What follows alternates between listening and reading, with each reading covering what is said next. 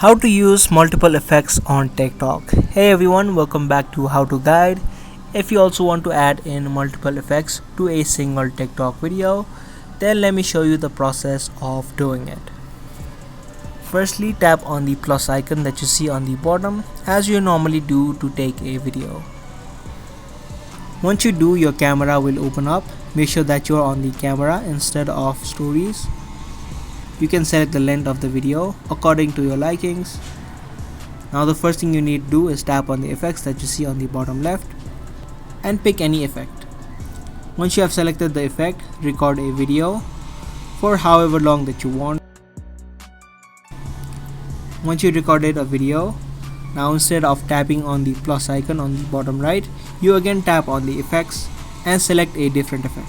Once you selected a different effect again, you can again record the video. This way, two videos that you took would be combined. You can again repeat this same process. Once you've completed, tap on the tick mark on the bottom right.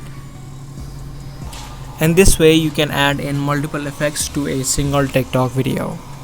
And all of those three videos will be also automatically combined. So that was the process. I hope you guys found this video helpful. If you did, make sure to subscribe, share, and also give this video a thumbs up.